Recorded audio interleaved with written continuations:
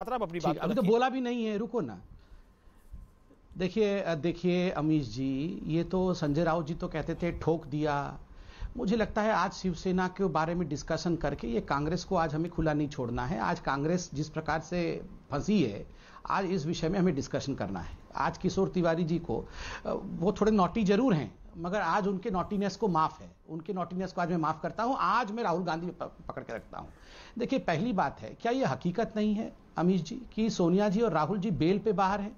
दोनों बेल पे बाहर हैं। क्या भारतीय जनता पार्टी ने अपने दफ्तर से बेल दिया? यह पूरा केस कोर्ट में गया था, पटियाला कोर्ट ने बेल दिया है कि नहीं दिया है? अगर इस केस में कोई मेरिट नहीं होता, इस केस में कुछ भी नहीं होता, तो कोर्ट इस केस को रिजेक्ट करके बेल तक विषय जाता ही नहीं। दूसरा, आज मुझे इस बात का दुख है कि इनके बड़े नेता प्रमोद तिवारी जी ने नरेंद्र मोदी जी को, अमित शाह जी को और भारत की जनता को काला अंग्रेज कहा है कि ये जो हम काला अंग्रेज हैं, हम काले अंग्रेज के खिलाफ लड़ेंगे। अमीश जी, हम काले अंग्रेज हैं? मतलब सोनिया जी, एंटोनियो माइनो इटली से आए तो वो उनका रंग अलग, और उनके रंग और हमारे रंग के बीच में आज मतभेद होगा कि हम काले अंग्रेज हैं? ये जिस प्रकार का नस्ल भेदी टिप्पणी है, मैं इस पर घोर आपत्ति जताता हूं और इस पर राहुल गांधी को माफी मांगनी चाहिए। देखिए राहुल गांधी जी, गोरे रंग पे ना इतना गुमान कर। यहां पर गरीबों का रंग काला जरूर हो सकता है, मगर काला रंग भगवान कृष्ण का रंग है। ये कहना कि हम काले अंग्रेज हैं just because of the fact कि सोनिया गांधी जी इटली से आई है, ये नहीं, सोनिया जी इटली से आई है तो हम काले अंग्रेज हैं, ये क्यों कहने की जरूरत तो थी? रागिनी जी यहाँ रागिनी जी, ये क्या कहने की जरूरत थी? काला अंग्रेज कहने की क्या जरूरत थी? क्या आपको लगता नहीं है ये एक नस्ल भेदी टिप्पणी है? काला अंग्रेज, क्या हिंदुस्तानी काले अंग्रेज है? और क्यों आप अंग्रेजों को इतना, कांग्रेस पार्टी का एक नेता अंग्रेजों को इतना बड़ा मानता है? अगर आप मेरा जवाब सुनना चाहते हैं तो बीच बीच में मत बोलिए, वरना आप ही बोलते रहिए, मैं आपको सुन लेती हूँ। मैं तो सवाल डिसाइड कर लीजिए, आपका शो है। अगर आप मुझसे जवाब सुनना चाहते हैं, जवाब सुन, सवाल पूछ के रुक जाइए ना। काला, इनके मन के मैल और इनकी काली करतूतों को काला बोला, इनके रंग को काला नहीं बोला। पर वो कहते हैं ना, जाकी रही भावना जैसी। ये खुद इतनी काली करतूतों में लिप्त हैं कि ये सिर्फ काला शब्द ही सुन पाए। और अंग्रेज क्यों कहा इनको? इसलिए क्योंकि अंग्रेज करते थे डिवाइड एंड रूल, तोड़ो और राज करो, और उसी नीति को आज ये देश में चला रहे हैं। मुसलमान को हिंदू से लड़ाओ, भाई भाई को लड़ाओ, धर्म के नाम पे, जाति के नाम पे, भेष के नाम पे, क्षेत्र के नाम पे लड़ाते रहो। इसीलिए ये देश के सबसे बड़े टुकड़े टुकड़े गैंग है, इसीलिए इनको काला अंग्रेज बोला। वो नस्ल से उसका कोई लेना देना नहीं। फिर से कहती हूं, इनके मन का मैल और काली करतूते, उससे लेना देना है। अब दो बातें, एक सवाल का मेरा भी जवाब दें। 2015 में जब ये केस बंद हुआ, तब जो एनफोर्समेंट डायरेक्टर थे राजन एस, उनको मोदी जी ने तुरंत हटा दिया। इस बात पर हटा दिया क्योंकि उन्होंने क्लीन चिट दे दी थी और कहा था कि कोई भी मिस अप्रोप्रिएशन या मनी लॉन्ड्रिंग का केस ही नहीं बनता है, क्योंकि यंग इंडिया का कोई शेयर ना लिक्विडेट होकर पैसा आ सकता है, ना प्रॉपर्टी ट्रांसफर। तो उसके बाद कोर्ट भी तो गए। एनफोर्समेंट डायरेक्टर को हटा दिया। एक मिनट अमीश जी, एक लाइन और बोलूंगी। एक अजय आलोक जी की बात पर छोटी सी टिप्पणी। वो तो इलेक्ट्रिकल डंक कह रहे हैं, हाँ, मैं कहती हूं कि ईडी का फुल फॉर्म है इलेक्शन मैनेजमेंट डिपार्टमेंट। बिल्कुल सही कहा हमारे शिवसेना के प्रवक्ता ने कि पॉलिटिक्स और क्रिकेट पे टाइमिंग बहुत इंपॉर्टेंट है। 7-8 साल आप केस बंद किए रहे, अब 2024 के पास पहुंच रहे हैं। और एक लाइन और, एक बस लास्ट लाइन। आज श्रीलंका के राष्ट्रपति ने यह बात कही है कि मोदी जी अडानी जी को ठेका दिला रहे हैं श्रीलंका में। क्या मोदी जी के पास ईडी भेजेंगे कि ये देश देश में ठेके एक उद्योगपति को दिलाने का काम कर रहे हैं? ठीक है, समझ पाता जवाब देना चाहिए लोग।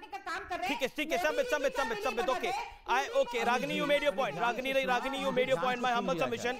ओके, जवाब समझ जवाब। देखिए, मुझे तो आश्चर्य होता है कि कांग्रेस की प्रवक्ता भारतीयों को काला अंग्रेज कहने को सपोर्ट कर रही है, कि भारतीय काले अंग्रेज हैं, उसको भी वो सपोर्ट कर रही है। दूसरा विषय है, इन्होंने कहा 2015 में अमीश जी एक सेकंड जरा, मैं चिल्ला नहीं रहा था। आपने बोला रागिनी, आपने बोला जवाब इतना, मैं राहुल गांधी नहीं हूं, ये सब समझाते रहिएगा राहुल गांधी को। अब जरा शांति से सुन लीजिए। तो जनता जनार्दन, भारतीय तो मुझे जनता जनार्दन। एक मिनट अमीश जी, मैं बीच में नहीं बोला था। रागिनी, आपको आश्चर्य होता है, मुझे आश्चर्य होता है रागिनी जी, पढ़े लिखे लोग भी। अमीश जी, मैं शांत बैठा हूं, मैंने बिल्कुल नहीं चिल्लाया, क्योंकि ये अब घिर गई हैं, फैक्ट्स नहीं है तो ये चिल्लाएंगी, बोलने नहीं देंगे। और सुन लीजिए, देखिए अमीश भाई, अभी भी ये काला अंग्रेज को सपोर्ट कर रही है, मुझे इस बात पे दुख है। मगर दूसरा विषय, इन्होंने अभी कहा कि 2015 में ये केस बंद हो गया था। किसने कहा ये केस बंद हो गया था? 2016 का ये आर्टिकल है इंडियन एक्सप्रेस का, सुप्रीम कोर्ट ने, ये गए थे केस को बंद कराने के लिए सुप्रीम कोर्ट ने क्या कहा? बिल्कुल बंद नहीं होगा। जो क्रिमिनल प्रोसिक्यूशन कांग्रेस पार्टी के एक्यूज नंबर 1 सोनिया गांधी और एक्यूज नंबर 2 राहुल गांधी के खिलाफ चल रहा है, यही नाम है दोनों का, एक्यूज नंबर 1 और एक्यूज नंबर 2, मैं अपने मन से नहीं बोल रहा है, तो इन दोनों के खिलाफ ये केस चलता रहेगा और इस केस को एक लॉजिकल कंक्लूजन तक पहुंचाना है। तो ये गांधी परिवार जो है ये सुप्रीम कोर्ट से भी बड़ी है, अपने मन से केस को बंद करके बैठ गए। ठीक है। और मैंने आपको समझाया कि इसमें ईडी की एंट्री क्यों हुई है। इसमें ईडी की एंट्री हुई है क्योंकि राहुल गांधी जी ने अपने इनकम टैक्स के प्रेजेंटेशन में वो डायरेक्टर थे यंग इंडिया को इस विषय को छुपाया। क्यों छुपाया? ओके 30 सेकंड में रागिनी नायक, 30 सेकंड में, देन अजय आलोक, डॉक्टर अजय आलोक। बिल्कुल जल्दी। देखिए यंग इंडिया का बही खाता जो है उसे इनकम टैक्स भी जांच चुका है, रजिस्ट्रार ऑफ कंपनी भी जांच चुके हैं। जो आरोप आज भाजपा प्रवक्ता लगा रहे हैं वो सुब्रमण्यम स्वामी ने लगाया, कहा कि कांग्रेस पार्टी कैसे ऋण उतार देगी 90 करोड़ का। चुनाव आयोग ने 2012 नवंबर में लिखित रूप में दिया कि इसमें कोई भी आपराधिक काम नहीं है, एक राजनीतिक दल ऋण उतारना चाहे तो उतार सकता है। और फिर जैसा मैंने आपको बताया कि ना पैसा ले सकते हैं ना प्रॉपर्टी ले सकते हैं। एनफोर्समेंट डायरेक्टर को हटा दिया था क्योंकि एनफोर्समेंट डायरेक्टर पर आप सुप्रीम कोर्ट तो गए थे रागिनी, और मिसिंग द पॉइंट, आप सुप्रीम कोर्ट गए थे, सुप्रीम कोर्ट ने मना करा था केस के लिए, हाई कोर्ट ने बोला था प्राइमा फेसाई इसमें गड़बड़ दिख रही है। Okay let me get Ajay Alok, ठीक है, ओके संबित एक second, Ajay Alok wants to reply, Sambit hold on. Okay Ragini you made your point, interesting बात यह है कि 2015 में जब पहली बार के 2016 में जब सुप्रीम कोर्ट में मामला आया था तो शिवसेना भी कह रही थी कि ईडी सही कर रही है, गांधी परिवार ने गड़बड़ करी है, लेकिन आज शिवसेना दूसरी साइड है तो शिवसेना को दूसरा लग रहा है। Ajay Alok on screen, Ajay Alok, Ragini ji, my humble submission, Ragini ji, Ajay Alok. देखिए अमीश जी, आपके दर्शकों को यह पता होना चाहिए कि पॉलिटिकल पार्टी का पैसा डोनेशन से आता है, जो जनता का डोनेशन होता है, जो अलग अलग इंडस्ट्रियल हाउस और जनता, हमारे जैसा जनता भी दान करते हैं, जिनको पॉलिटिकल पार्टी, काले अंग्रेज पर आप क्या कहना चाहते हैं? पॉलिटिकल पार्टी को कोई अधिकार नहीं है। मैं वही कह रहा हूं कि पॉलिटिकल पार्टी को पहली बात संविधान के अनुसार अधिकार नहीं है इलेक्टोरल रिप्रेजेंटेशन एक्ट के तहत कि किसी भी कंपनी का लोन चुकता करे, पहली बात। दूसरी बात, एक नेहरू गांधी की विरासत रखने वाले और देश में चिल्लाने वाले कि हम स्वतंत्रता संग्राम पीढ़ी हैं और हम उनके वंशज हैं, उनको शर्म नहीं आती? अगर मनी लॉन्ड्रिंग का केस लगा है उन पे और उन पे अगर करप्शन के चार्जेस लगे हैं, वो बेल पे हैं और ईडी अगर उनको समन के लिए बुला रही है तो जाएं ईडी के पास, अपनी बातें रखें। इस पे हंगामा करने की क्या जरूरत थी? ये पॉलिटिकल स्टंट बना कौन रहा है? इसलिए मैंने कहा कि ईडी नहीं, बिच्छू बना दिया, बिच्छू का डंक लगा इनको। इस देश में उनके ऊपर इंक्वायरी हो जाए, ये बात ये बर्दाश्त ही नहीं कर सक रहे हैं। समय बदल गया है, इनको अपने आप को बदलना होगा। वो जमाना नहीं रहा कि आए हाथ हिलाया चले गए, जीत गए चुनाव।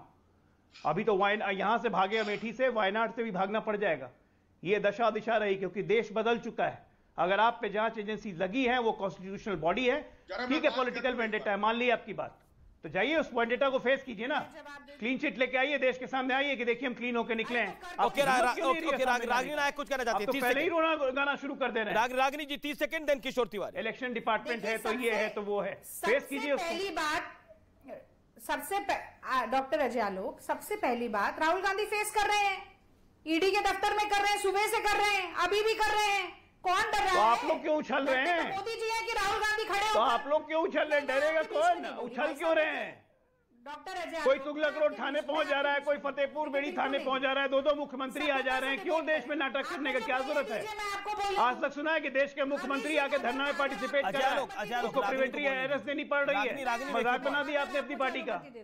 रागिनी आपने 30 सेकंड दिए, क्या मुझे मिल सकते हैं? बिल्कुल 30 सेकंड। तो राहुल गांधी अभी भी फेस कर रहे हैं, ईडी को फेस करेंगे। डर अगर किसी को लगता है तो मोदी जी को लगता है। वो चाहते हैं कि कोई महंगाई पर सवाल पूछने वाला ना हो, गरीबी पर सवाल पूछने वाला ना हो, बेरोजगारी पर सवाल पूछने वाला हो, पर अब पूछेंगे। और केवल राहुल गांधी एक नेता है जो सार्वजनिक रूप से खड़े होकर कहते हैं कि भारत माँ का एक पैसा नहीं लिया मैंने, और कोई बोल के दिखाए अडानी के आगे बिके हुए लोग क्या बोलेंगे?